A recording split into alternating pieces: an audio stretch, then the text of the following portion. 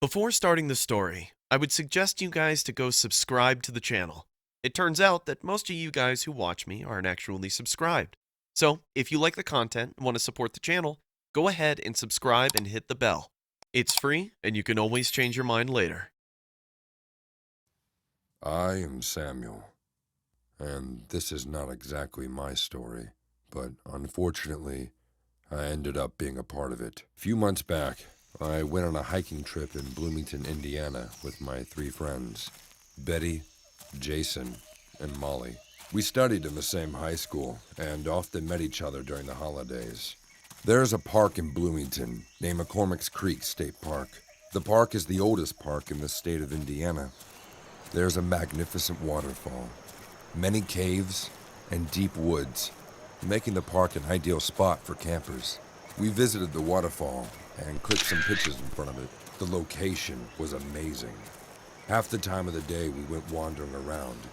After walking for a long time, we decided to rest for a while and then look for a spot to camp for the night. Betty sat down on a big rock and said, "Loving this place." We agreed with her. Jason started to record videos on his phone, while I took out a sandwich from my backpack to eat. The birds were chirping around us. I could hear the sound of splashing water coming from the waterfall in the distance. Molly and Betty were sitting close to me and laughing. I was enjoying the view when suddenly I heard Jason's voice. "Whoa, what the hell is this?" Molly got up and asked, "What? What happened, Jason?" We saw Jason standing behind a bush and watching something. He said in a loud voice, "Come, see for yourself." We got up and went towards his direction.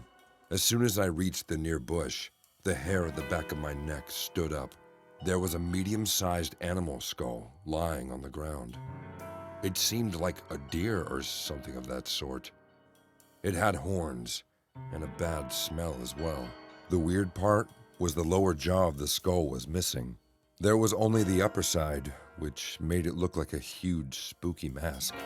We all kept staring at it with surprised eyes. "How long has this thing been here?" Jason said. Betty replied, "Well, some animal might have died and left it here." I couldn't help but laugh at her sarcasm. Jason replied in an irritating voice, "I know that." Jason got down and went to touch it, but something really unexpected happened.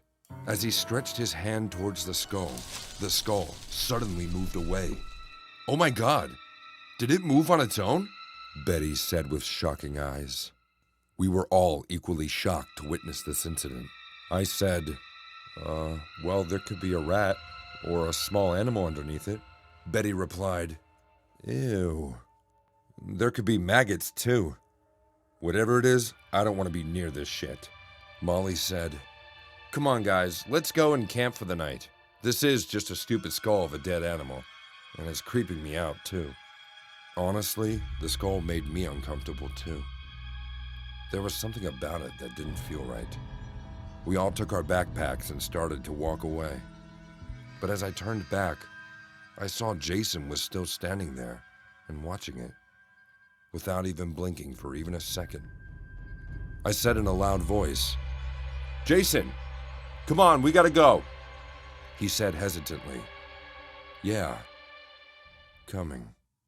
We walked for another 15 minutes and chose a favorable site for camping. Everyone got busy arranging their tents, but Jason sat down on the ground and kept looking at the horizon. He became awfully quiet all of a sudden.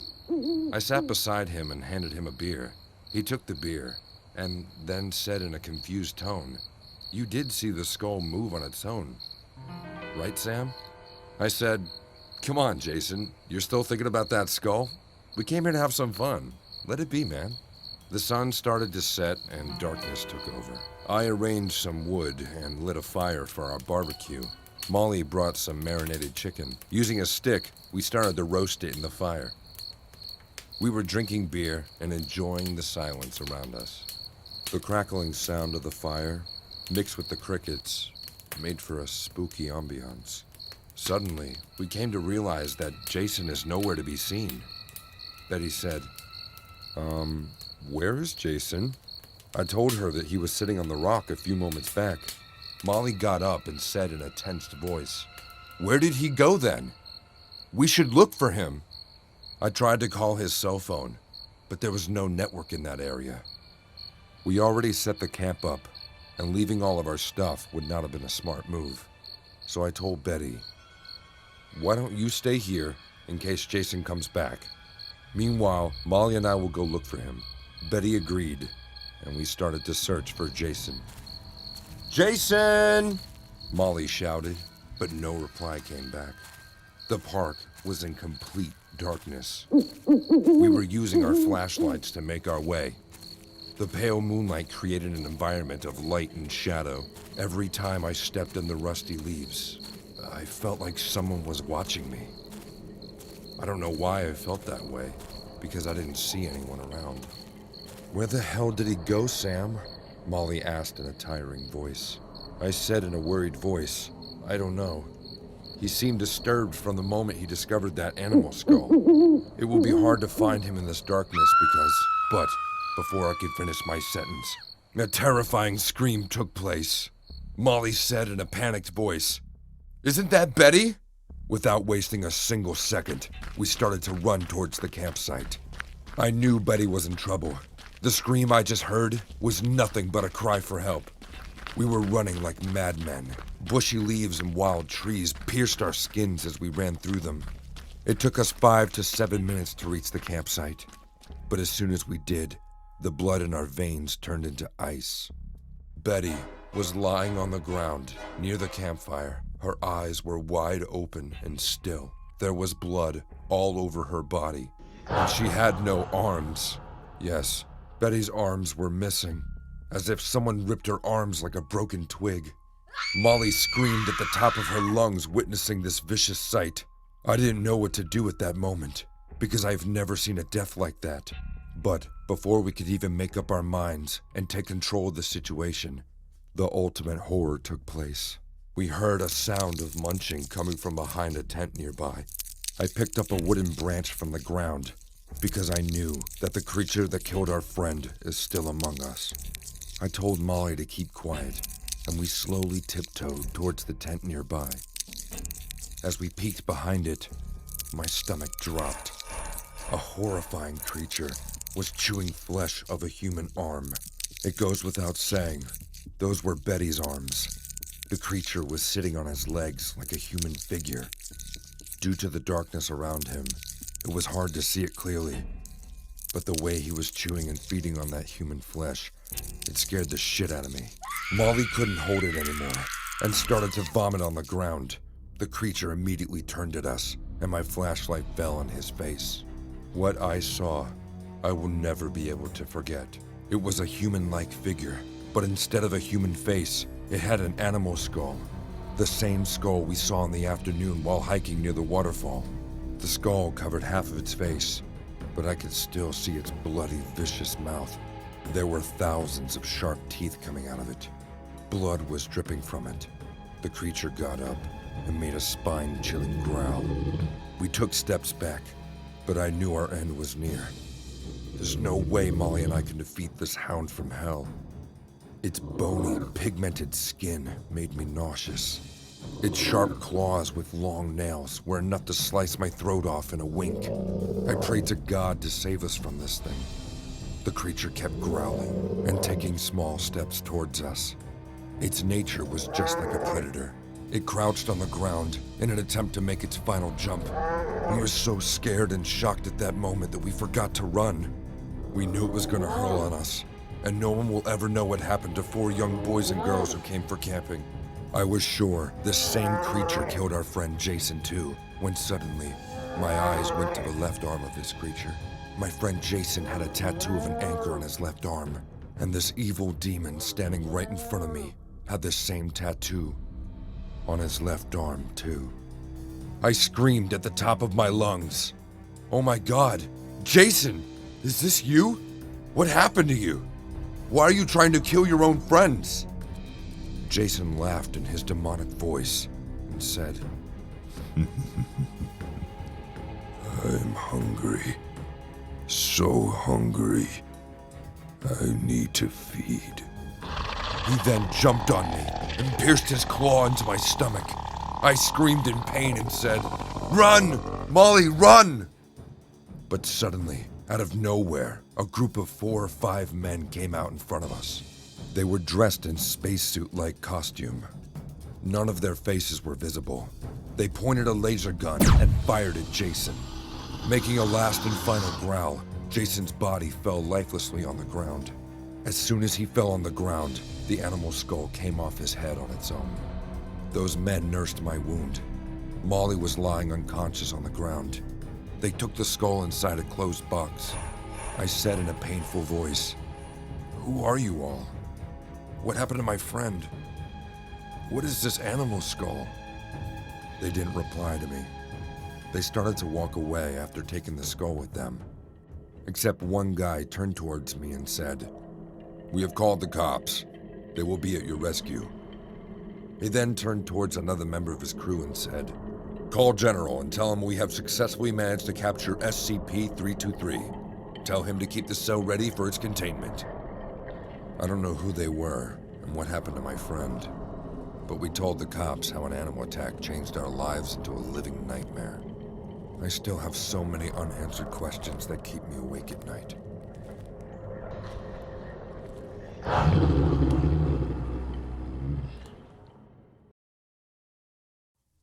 After my parents' unfortunate death, I lost my house for not being able to pay the rent.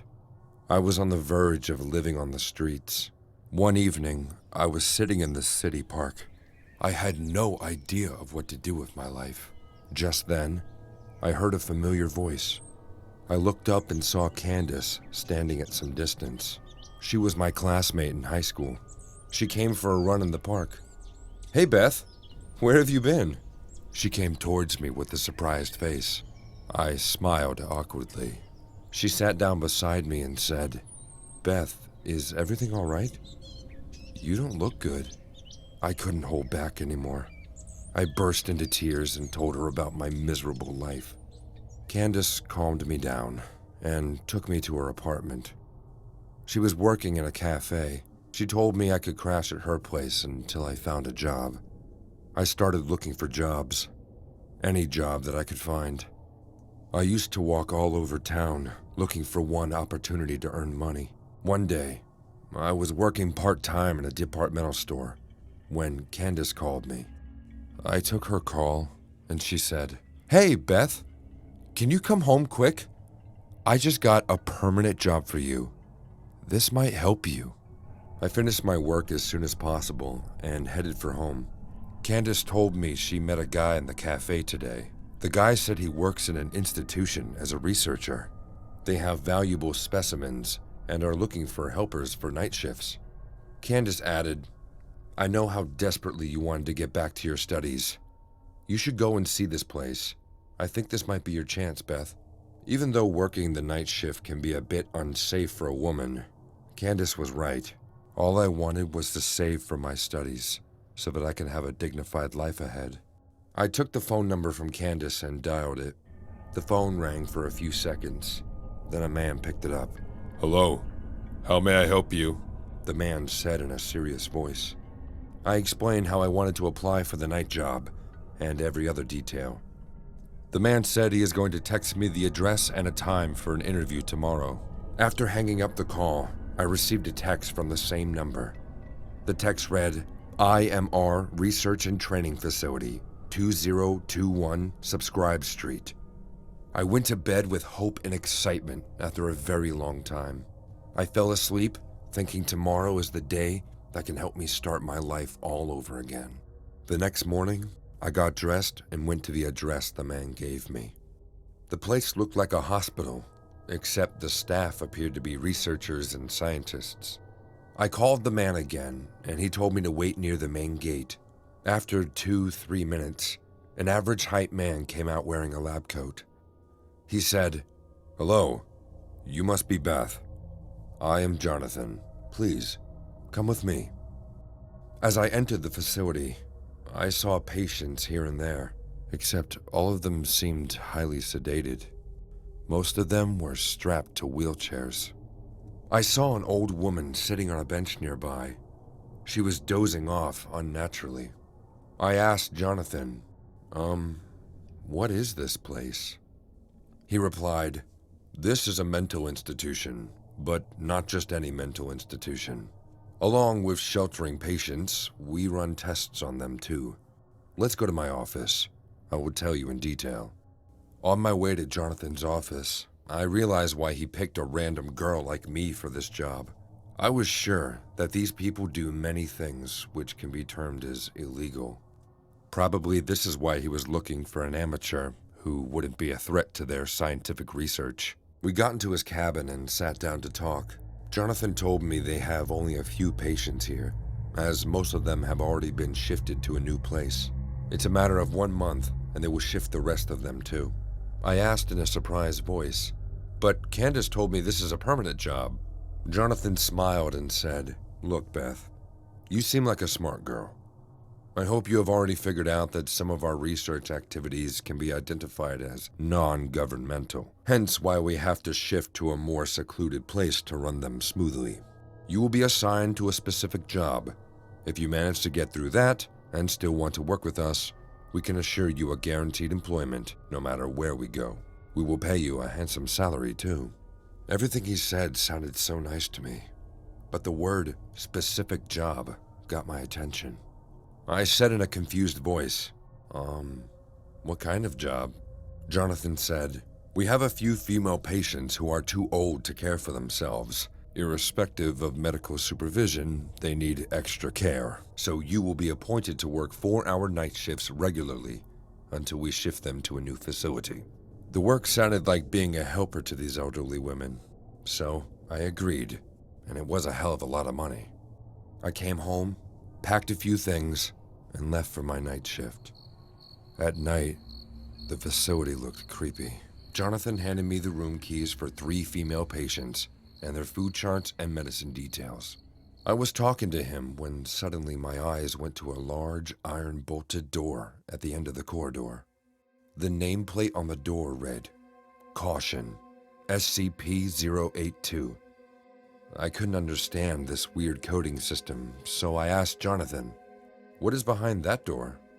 As soon as I asked him the question, he looked at the door and I saw his face turning pale. He then said in a low voice, "That is a restricted area. You must stay away from that door. Tomorrow we are going to shift him." I said, "Him? Is he a patient like the others?" Jonathan looked at me and said, "I have given you all the details you need for your work. See you tomorrow, Beth. All the best." I couldn't ask him more because he left the conversation abruptly. I started my job without thinking more about the room with the iron door. I fed the women and put them to sleep after giving them their medication. I decided to sit on the bench in the corridor and watch some YouTube videos to spend the last bit of my night shift in peace. I don't remember when I dozed off, but suddenly I woke up hearing a sobbing voice. It sounded like a man was whimpering in pain. I got up and started to follow the sound. As soon as I came near the iron door, the sobbing stopped. I said in a hesitant voice, "Hello? Are you all right?" No reply came back. I turned around to go back to my seat, just when I heard a voice coming from behind the door. "Are you new here?" A man spoke. I replied, "Yes, I just joined today." The man then said in a painful voice, "My stomach hurts. They haven't fed me for days. Please, help me." I said in a surprised voice, "What? Why didn't they feed you?" The man then replied, "This is how they torture people for scientific experiments. Don't you know that?" I suddenly felt very bad for the guy. I said in an awkward voice, "But I can't open the door. It's locked. How am I supposed to pass you food then?" The man then said, "You see the red button beside the door? Press it. The security system will turn off for a while, and then I will be able to unlock this door. I had no idea my one stupid mistake would change everything. Out of pity and sorrow for the patient, I opened the glass lid covering the red button on the wall and pressed the button. The entire facility shut down in a wink. The corridor went into complete darkness as the electricity went off immediately. For a second, there was pin-drop silence everywhere. And suddenly, a loud thud appeared right next to my ear. I turned on the flashlight on my phone and saw the thick iron door had been crushed like a piece of paper. Amidst the pitch-black darkness, I heard a demonic laughter. Instantly, I realized why Jonathan told me to stay away from this door. I realized I made a huge mistake by stepping into the trap of this patient behind the door, and now I have set him free. I said in a scared voice, "Please go inside. You must abide by the rules of this place." A voice spoke from the darkness. "You look too young for this job, Beth." My stomach dropped, and suddenly, the lights came back on. The alarms started to go off in the entire facility. 4 to 5 guards, dressed in protective suits, arrived from the security room. One of them screamed, saying, "What have you done?" And I saw a gigantic figure standing at the end of the hallway, smirking at me with its blood-red eyes. 2 guards rushed towards the giant, trying to stop him, but he grabbed one of them by the neck and smashed his skull with his bare hands. One by one, he killed all of them. I was stunned, frozen in shock. He then grabbed a dead guard from the floor and looked right into my eyes. He smiled for the last time and said, "Sorry for not introducing myself earlier. I am Fernand, the cannibal. Thanks, Beth. I hope to see you again." He then kicked the wall in front of me and escaped the facility. I fainted on the floor, screaming out loud. The next morning, Candace came to visit me in the hospital.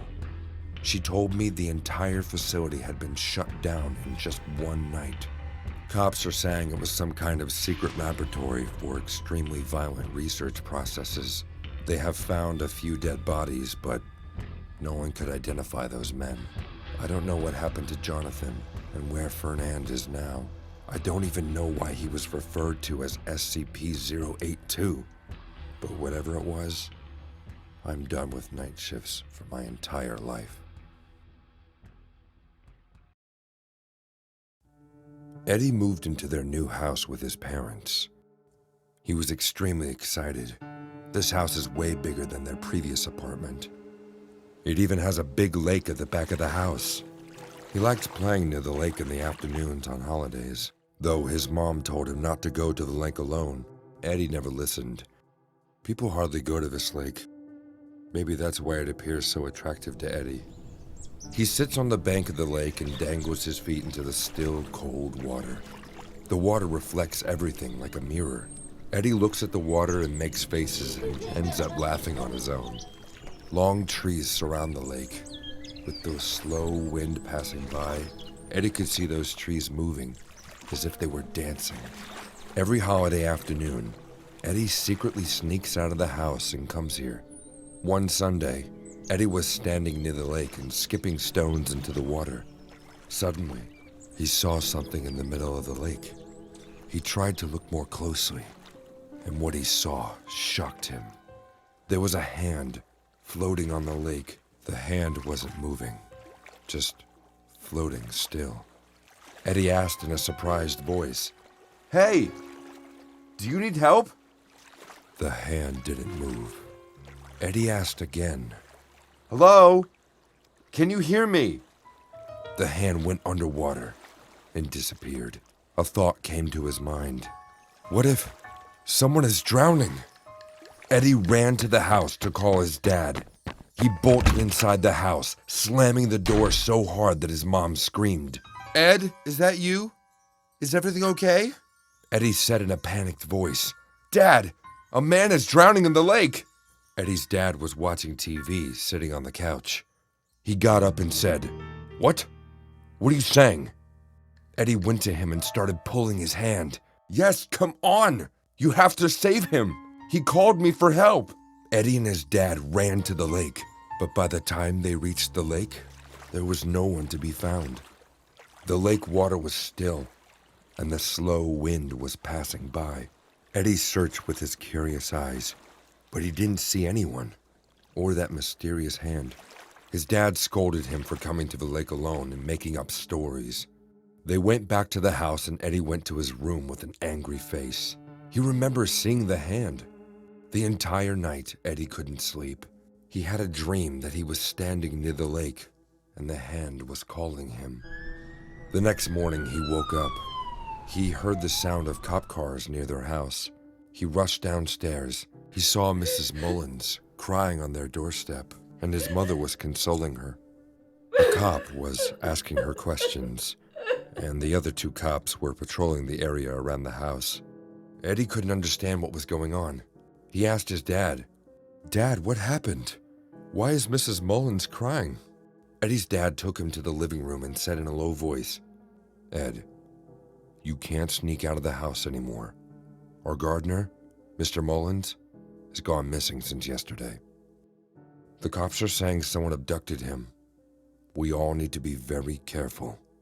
Eddie said in a loud voice, "That hand, Dad! I saw the hand of the lake!" A cop heard him and came to him. He asked Eddie, "What are you saying?"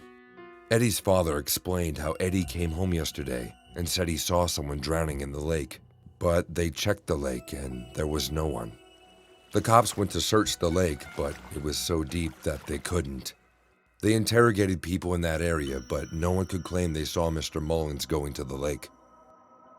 A week passed by and Eddie didn't go to the lake. One Sunday afternoon, his dad was away from home. It was just Eddie and his mother in the house. Eddie peeked into his mother's room and saw her sleeping. He then slowly opened the main door and tiptoed out of the house.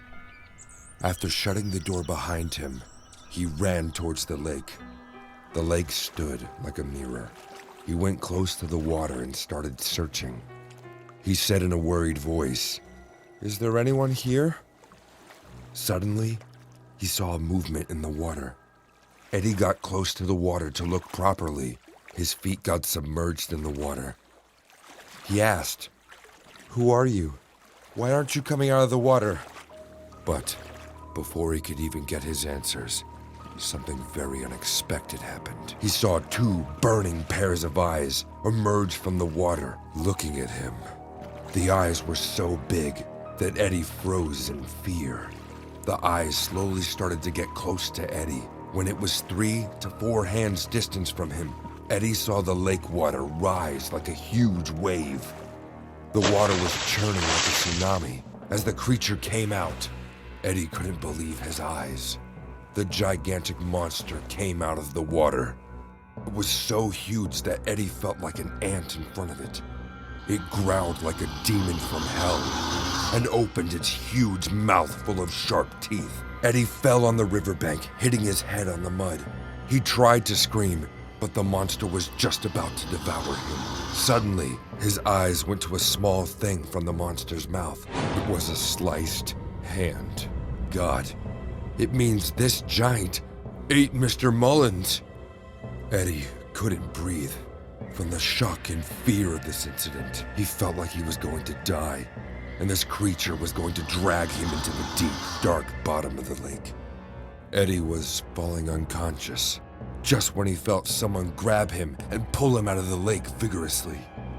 He saw with his blurry vision that his mom was panting and crying. Then, everything went black.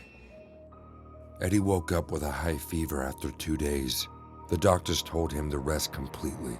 His parents left the house after 1 week.